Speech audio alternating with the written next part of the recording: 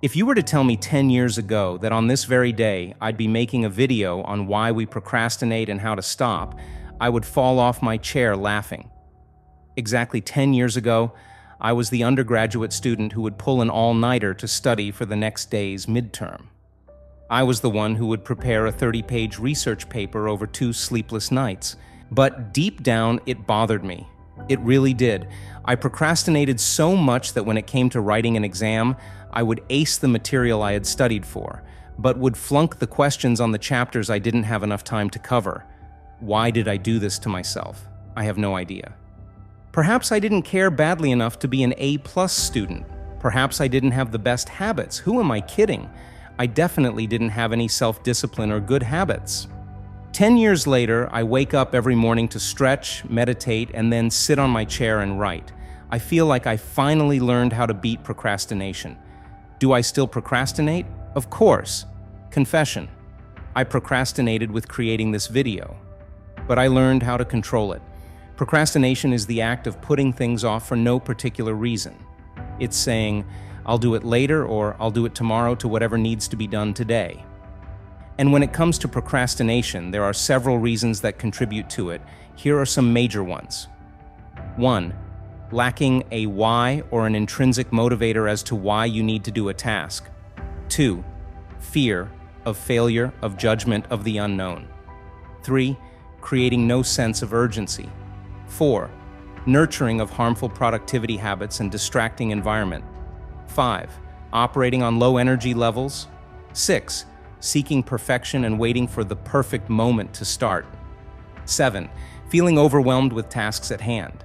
8. Untrained on how to focus and enter state of flow. Likewise, there are a number of strategies we can use to procrastinate less. 1. Clearly define why this task matters to you to drive intrinsic motivation. 2.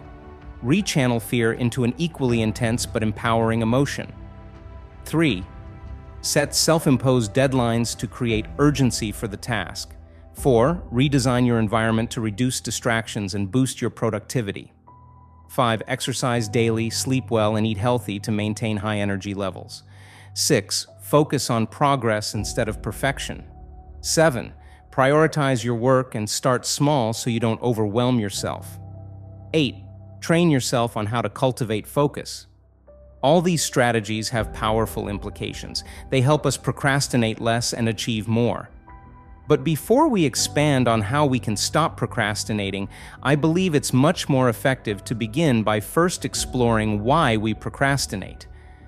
You can adopt all the productivity tips and hacks available, but at the end of the day, if you don't address the underlying issue of why you procrastinate, you'll always be held back by the very pattern of behavior that leads to procrastination. Agreed? So in this video, I want to dig deeper into the science behind why we procrastinate.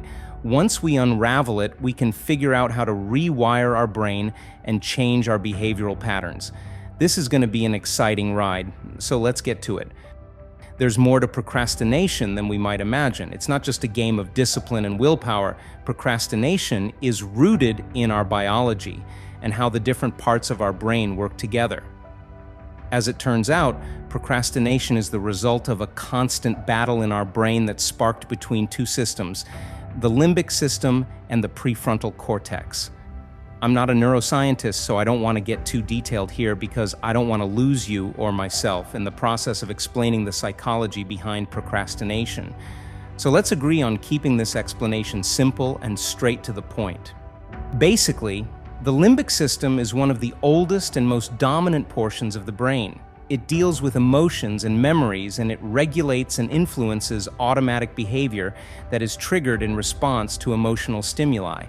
This is where the amygdala sits.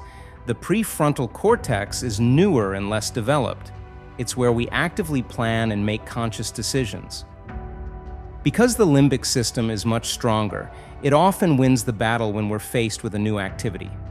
Automation beats conscious effort because automation is designed for one thing: survival. Your brain wants to keep you safe. That's why we're accustomed to avoiding unpleasant actions. We know we should sit down and write that report, but since it breeds discomfort, we avoid it. You know you should start working on our new idea, but since it pushes you into new unknown territory and evokes emotions of fear, you avoid it. That's because the amygdala regulates our automatic emotional reaction to a situation.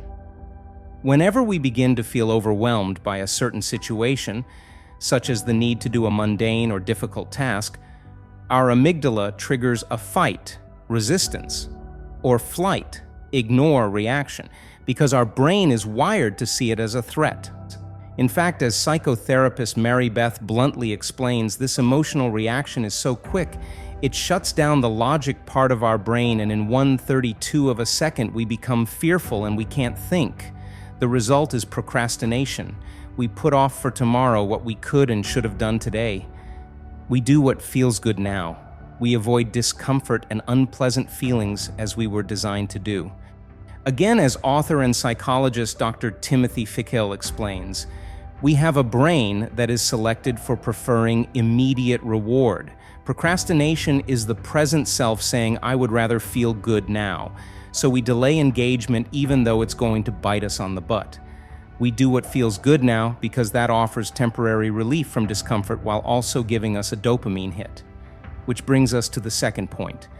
Humans are addicted to dopamine, the feel-good neurotransmitter produced by pleasurable experiences.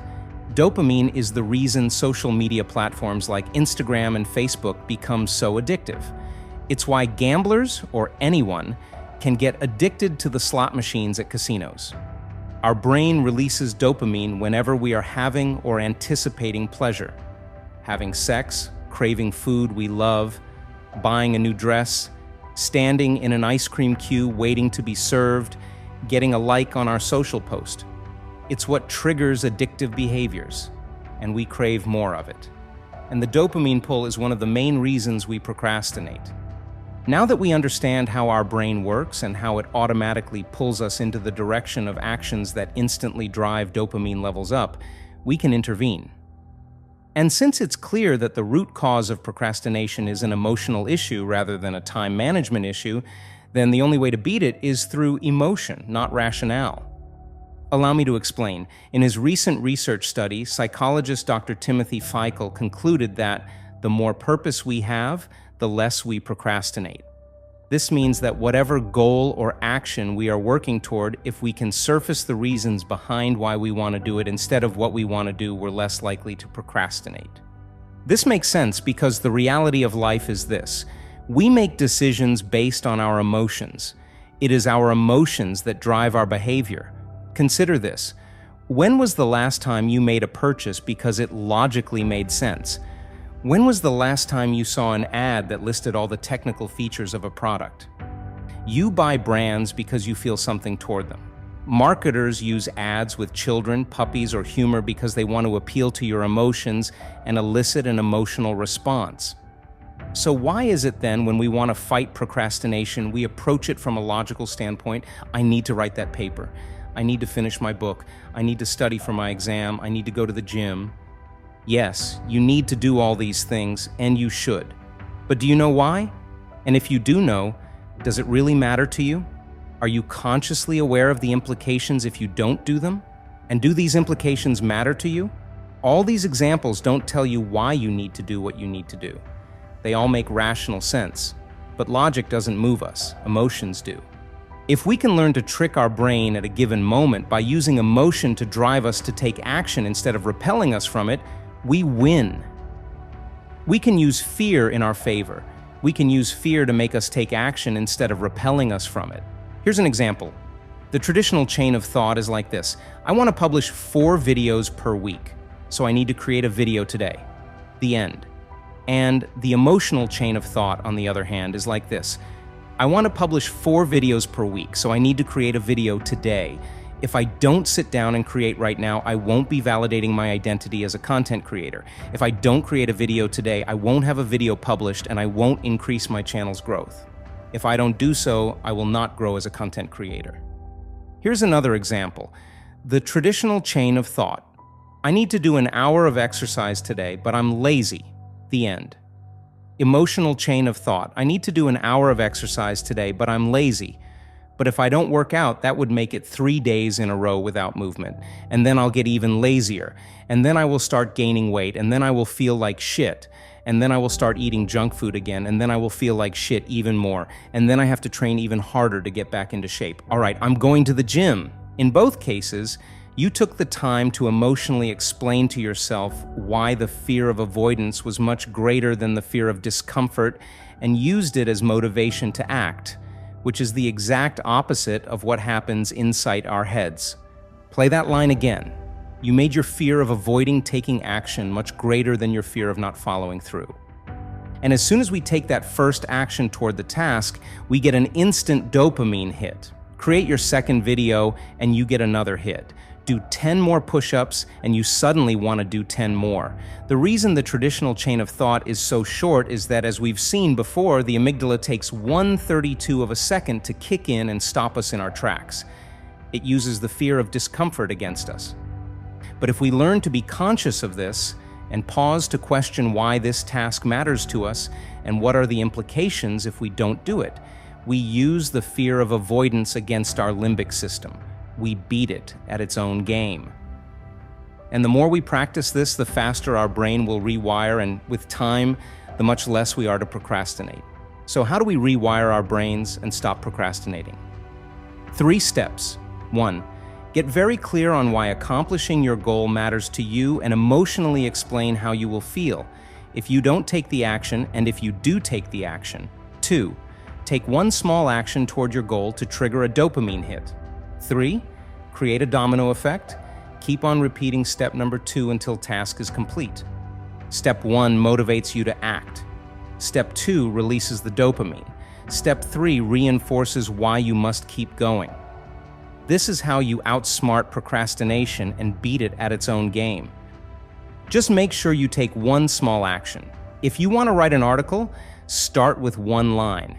If you want to work out, start with changing into your gym outfit. If you want to read a book, start with one page. If you want to meditate for 15 minutes, close your eyes for 10 seconds. If you want to clean the house, start with wiping your desk. One small action inspires more action. We all struggle with procrastination, and like many things in this world, there's no magic solution for it. I do believe that redesigning your environment to make it less distracting, cultivating more mental focus, and creating an effective productivity system are all absolutely essential for beating procrastination. But everything begins from a psychological point of view. Now that we know procrastination is an emotional problem and how to challenge it, we can move on to the practical ways in which we can become more productive and procrastinate less. Yeah, I'll share those with you later. Kindly remember to subscribe and turn on your notifications so you don't miss it.